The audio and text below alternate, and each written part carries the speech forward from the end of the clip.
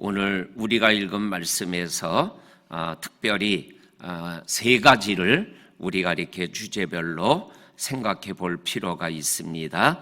첫째로는 12절에서 15절까지에 나오는 말을 조심해라. 왜냐하면 그 말에 따라서 그 사람이 어떠한지를 알 수 있고 느낄 수 있다라고 말씀합니다. 말하는 거에 따라서 지혜롭다 아니면 어리석다, 말하는 거에 따라서 똑똑하다, 무식하다, 이러한 것들을 느끼게 하는 것이 바로 말이기 때문이다. 이렇게 오늘 성경은 말씀하여 주고 계십니다. 그래서 야고보서는 입에 자갈을 먹이는 것이 좋다라는 말씀도 우리가 성경을 통해서 읽어보게 되어집니다. 오늘 12절에서 이렇게 말씀합니다. 지혜자의 입의 말은 은혜롭지만 우매자의 입술은 자기를 죽이는 말이 된다. 이렇게 말씀하고 계십니다. 이 말에 대한 말씀이 여러 군데서 나오지만 특별히 에베소서 4장 29절에 보면 이러한 말씀을 우리가 읽어볼 수 있습니다. 더러운 말을 입 밖에도 내지 말아라. 오직 덕을 세우는 선한 말을 하여서, 오직 덕을 세우는 선한 말을 하여 듣는 자들로 하여금 은혜를 끼치게 하라라는 말씀이 나와요. 오늘 우리가 읽은 12절에도 지혜자의 입의 말은 은혜롭다라고 말씀했잖아요. 그런데 오늘 에베소에서 사도 바울이 말씀하기를 더러운 말이나 그리고 입 밖에도 내지 말고 덕을 세우는 선한 말을 통하여 듣는 자로 하여금 은혜를 느낄 수 있는 말을 해야 된다. 이렇게 말씀하여 주고 계십니다. 더 나아가서 에베소 5장 4절에 있는 말씀에 보면 이러한 말씀도 나옵니다. 누추하고 어리석은 말이나 희롱의 말을 하지 말아라. 그리고 감사하는 말을 해라. 이렇게 우리의 말이 어떠한 말들이 우리의 입에서 나와야 되는가라는 것을 우리들에게 분명하게 말씀하여 주고 계십니다. 우리 2022년이 끝나가는 이 끝자락 시간에 우리의 입에서 감사의 말이 쏟아져 나오는 믿음의 하루하루를 보낼 수 있는 2022년의 끝자락의 시간들이 될 수 있기를 주의 이름으로 간절히 축원합니다. 아멘. 그 다음에 오늘 또한 성경 말씀 13절에 보면 그의 입의 말의 시작은 우매요, 그의 입은 어리석은 우매자의 입의 말은 시작은 우매요, 그의 입의 끝은 심히 미친 것이다. 이렇게 말씀하고 있습니다. 번역 성경을 13절을 찾아서 읽어보니까 어리석은 소리를 짓거리며 시작하는 말과 그리고 얼빠진 소리로 끝내는 말을 살아가는 사람의 삶은 화가 있다라고 번역하고 있는 것을 읽어보게 되어집니다. 우매한 말로 시작하고 그리고 어리석은 말로 끝나는 자의 인생은 불행하다.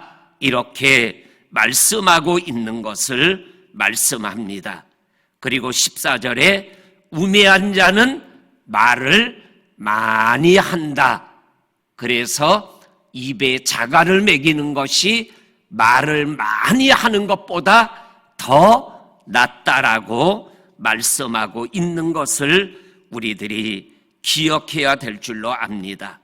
더 나아가서 15절에 우매한 자들의 수고는 자신을 피곤하게 한다. 그래서 우매한 자의 수고는 자신을 피곤하게 하고 힘들게 하고, 그리고 아까 읽었던 12절 끝부분에 보면 우매자의 입술들은 자기를 삼킨다, 자기를 죽이게 하는 말이 되어진다. 그래서 12절에서 15절까지의 말씀은 말을 조심해야 된다.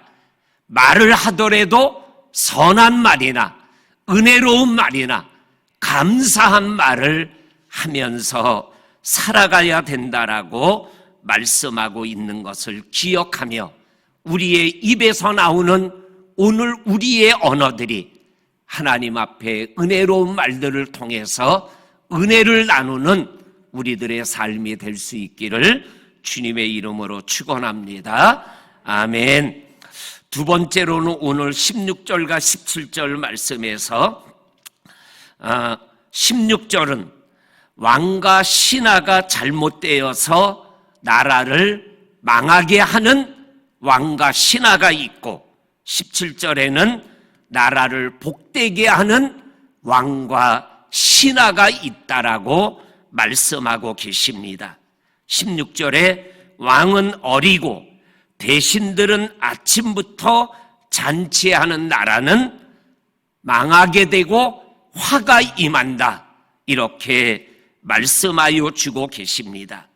왕은 어리다라는 이 표현을 번역 성경에서는 남의 말을 잘 듣는다, 그러니까 귀가 얇다라는 거예요. 그래서 이 사람이 이 말하면 이쪽으로 끌리고, 저 사람이 이 말하면 이쪽으로 끌려다니며 생활해 나가는 왕, 그리고 그 신하들이 날마다 즐기고 쾌락을 누리며 살아가는 나라의 미래는 결국은 망하는 길이 되어진다라고 말씀하고 있습니다. 근데 반대로 17절에 보면 왕은 귀족들의 아들이요 대신들은 취하지 아니하고 기력을 보호하려고 정한 때에 먹는 나라여 내게 복이 있도다라고 말씀하여 주고 계십니다. 왕은 귀족들의 아들이요, 이 표현을 또한 번역 성경에서는 뭐라고 번역했냐면 뜻이 분명한 왕, 나는 자기의 생각과 판단을 가지고 생활해 나가는 왕, 이러한 왕이 있는 나라, 그리고 대신들이 16절에 나오는 신하들처럼 날마다 아침부터 잔치하는 게 아니라 먹을 때를 찾고, 그리고 술 취하지 아니하며 대신의 삶을 지키기 위하여서 자기를 잘 다스리는 사람이 있는 나라, 그 나라는 복 있는 나라가 되어진다라고 말씀하여 주고 있습니다. 그렇습니다. 정말로 그러한 17절과 같은 왕과 신하가 있는 나라, 그 나라가 복 있는 나라가 된다라는 이 말씀을 기억하면서 우리가 하나님 앞에 기도하게 되어집니다. 그리고 마지막 세 번째로 보면 20절에 심중에라도 왕을 저주하지 말고 침실에서라도 부자를 저주하지 말라. 공중의 새가 그 소리를 전하고 날짐승이 그 일을 전파하게 되어진다라고 말씀하면서 왕을, 부자는 존귀한 자, 나라를 다스린 자, 이런 거를 표현하는 단어죠. 이러한 사람들의 정치하는 모습들을 바라보면서 침중에 아니면 침실에서 저주하고 저주하지 말아라. 그러면 어떻게 해야 되느냐? 그것을 사도 바울이 디모데전서 2장 1절과 2절에서 말씀하여 주고 계셔요. 우리 성도님들이 익숙히 알고 있는 말씀입니다.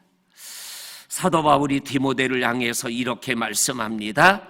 너희가 첫째로 모든 사람을 위하여 기도해라. 그러나 임금들과 높은 지위에 있는 자들을 위하여 기도해라. 왜냐하면 너희가 고요하고 평안한 생활을 하려 함이러라. 이렇게 말씀하고 계셔요. 나라를 다스리는 대통령과 여야 정치인들을 바라보면 솔직히 입에서 욕이 나오죠. 우리가 뽑은 대통령, 우리가 뽑은 국회의원들이 나라를 이렇게 저렇게 하겠다고 하는 행동들과 싸우는 모습 보면 입에서 저주가 나올라 그래요. 그런데 성경은 뭐라 그러냐면 저주하지 말래요. 그들을 위하여 기도하래요. 그것이 예수 믿는 우리들이 위정자들을 바라보는 하나님의 마음이라는 거예요. 오늘 우리가 살아가는 이 대한민국의 위정자들을 보면 좀 답답해요. 그리고 막 욕이 막 터져 나올라 그래요. 그때 이 말씀을 우리들이 기억하면서 이 저주가 나오는 것이 아니라 기도가 나올 수 있는 우리 기도의 용사들이 될 수 있기를 주의 이름으로 간절히 축원합니다. 아멘. 하나님 아버지 고맙고 감사합니다. 이 한 주간도 아버지 하나님 지나게 하여 주시고 이 새벽에 하나님 앞에 나와 기도하게 하심을 감사합니다. 오늘도 말씀하시는 이 말씀을 우리들이 기억하며 우리의 입에서 나오는 말과 언어들이 선한 말, 그리고 은혜로운 말, 그리고 감사하는 말들을 통하여 서로를 세워주고 축복하는 우리들이 되게 하여 주시기를 원합니다. 우리나라를 다스리는 위정자들이 정말로 하나님 안에서 17절에 있는 말씀처럼 정말 아무 때나 잔치를 베풀고 아무 때나 싸우는 위정자들이 아니라 나라를 복되게 하는 위정자들이 될 수 있도록 복의 복을 더하여 주시고 우리의 심중에 우리의 침상에서 저주가 아니라 기도가 나오는 우리들이 되게 하여 주셔서 우리의 기도 때문에 이 나라가 더욱더 온전히 서가는 은혜와 축복을 누릴 수 있도록 은혜 위에 은혜를 더하여 주시옵소서.